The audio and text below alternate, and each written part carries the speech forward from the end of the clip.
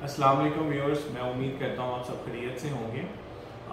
मेरा नाम मुबीन इलियास है और मैं बतौर माहिर नफ्सियात आपकी खिदमत में हाज़िर हुआ हूँ। आज का जो हमारा टॉपिक है वो डिप्रेशन के ऊपर है। डिप्रेशन के बारे में हम बहुत ज़्यादा डिस्कस करते हैं अपनी रूटीन की ज़िंदगी के अंदर, स्कूल में, कॉलेजेस में, घरेलू लाइफ में, सोशल लाइफ में इसको बहुत ज़्यादा डिस्कस किया जाता है। लेकिन सबसे पहले जो डिप्रेशन के बारे में जो इन्फॉर्मेशन है वो देना मैं आपको मुनासिब समझता हूँ कि डिप्रेशन है क्या, किस तरह एक इंसान इससे अफेक्ट होता है और उसकी ज़िंदगी किस तरह से मुतासिर होती है। ग्लोबली पूरी दुनिया के अंदर जो डिप्रेशन से मुतासर अफराद की तादाद है नौजवानों के अंदर, वो तकरीबन कोई 5% के करीब नौजवान जो है वो डिप्रेशन बीमारी से गुजर रहे हैं। पाकिस्तान में भी सेम इसी तरह से जो हमारी यूथ है वो ऑलमोस्ट 30 से 40% इससे अफेक्टेड है।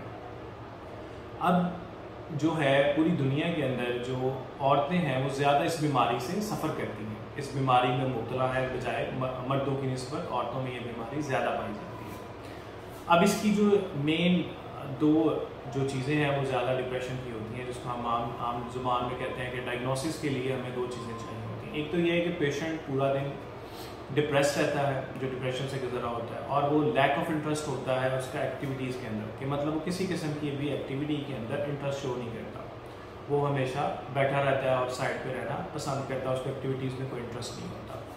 उसके अलावा अगर हम बात करें तो और इसमें 4 चीज़ें ऐड होती हैं कि एक तो इसमें इमोशनली हम देखते हैं कि इमोशंस उसके बड़े डिस्टर्ब होते हैं, वो सैड रहता है, इरिटेबल रहता है, चिड़चिड़ापन रहता है उसकी तबीयत के अंदर। फिजिकल इश्यूज आते हैं, वो हर वक्त थका हुआ रहता है, और उसकी जो स्लीप होती है वो डिस्टर्ब होती है। कई दफ़ा तो उसको स्लीप आती ही नहीं है, नींद ही बिल्कुल उसको उठ जाती है।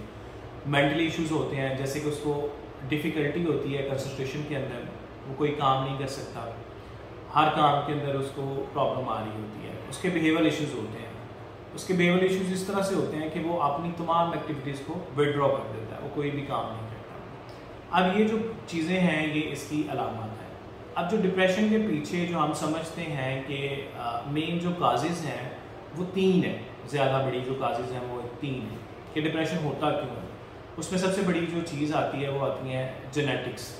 आपकी जो बायोलॉजिकल इश्यूज़ हैं जिसमें जेनेटिक इश्यूज़ आते हैं, आपकी फैमिली हिस्ट्री है अगर डिप्रेशन की, खुदा ना खास्ता किसी पेशेंट की फैमिली हिस्ट्री आ जाएगी तो वो इसमें बड़ी आसानी से उसको जब इन्वायरमेंट मिलेगा तो वो उस स्ट्रेसफुल इन्वायरमेंट को कोप नहीं कर सकता और वो डिप्रेशन में चला जाएगा। उसके बाद क्या होता है कि जो सोशल इश्यूज़ होते हैं वो भी डिप्रेशन की कॉज बनती है। सोशल इश्यूज़ जैसे कि आजकल हमारी मुल्क में इकॉनमी के इश्यूज़ चल रहे हैं, हर बंदा परेशान है, तो उसके अगर लिमिटेड रिसोर्सेज हैं किसी शख्स के और वो लिमिटेड रिसोर्सेज की वजह से भी डिप्रेशन में जा सकता है। तीसरे इश्यूज़ क्या है कि साइकोलॉजिकल इश्यूज़ हैं, जो कि मेन इश्यूज़ हैं।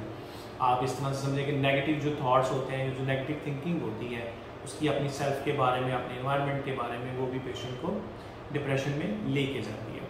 अब ये सारे तो इश्यूज़ आ गए, हमने इसकी अलामत को डिस्कस कर लिया, हमने काजेज़ को डिस्कस कर लिया, लेकिन जो एक अहम चीज़ मैं इसमें डिस्कस करना चाहूँगा आपसे, शेयर करना चाहूँगा, वो ये चीज़ है कि ये अलामत को आपने सिर्फ इंफॉर्मेशन की हद तक लेना है। आपने इन अलामत की बिना पे अपने दोस्तों में, बहन भाइयों में, अजीज़ों कारब के अंदर या अपने फेलोज़ के अंदर उसको लेबलाइज नहीं करना, स्टिग्मेटाइज नहीं करना कि ये फलां शख्स उससे गुजर रहा है, डिप्रेशन से गुजर रहा है। इस काम के लिए हेल्थ प्रोफेशनल मौजूद हैं, जैसे कि मैं क्लिनिकल साइकोलॉजिस्ट, साइकेट्रिस्ट मौजूद हैं, फिजिशियंस हैं, न्यूरो फिजिशियंस हैं, मेडिकल ऑफिसर्स मौजूद हैं। ये हेल्थ प्रोफेशनल्स का काम है, ये आप उन्हें करने दें। उसके बाद अब जब ये सारी चीज़ें हो जाती हैं तो इसके ट्रीटमेंट की तरफ हम जाते हैं। ट्रीटमेंट इसका 3 तरह से हम कर सकते हैं। एक तो ये है कि इसके लिए मेडिकेशन है, मेडिकेशन के अंदर हम हेल्थ प्रोफेशनल के पास भेजेंगे जो कि उनकी नीड के अकॉर्डिंग को मेडिसिन प्रिस्क्राइब करेगा। उसके अलावा साइकोलॉजिस्ट का रोल है, साइकोथेरेपीज़ हैं, जो पेशेंट की नीड है, जिस चीज़ की उसको ज़रूरत है उसके अकॉर्डिंग उसकी साइकोथेरेपी को डिज़ाइन करेगा, उसका असेसमेंट प्लान, उसका मैनेजमेंट प्लान सारा वो बनाएगा और उसके ऊपर काम होगा। तीसरी चीज़ आती है कि आप अपनी जो डेली रूटीन है उसको आप चेंज करने से भी आपको हेल्प मिल सकती है। जैसे कि अगर आपकी डेली रूटीन के अंदर आप वॉक ऐड करते हैं, एक्सरसाइज ऐड करते हैं, स्पोर्ट्स को ऐड करते हैं, तो ये भी आपकी चीज़ों को बेहतर कर सकते हैं।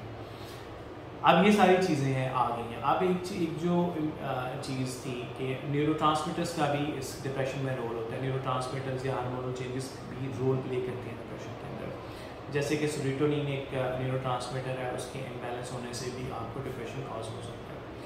ये जो सारी इन्फॉर्मेशन है, ये बताने का मकसद ये है कि आपके इन्फॉर्मेशन में इजाफा किया जाए, आपके इल्म में इजाफा किया जाए।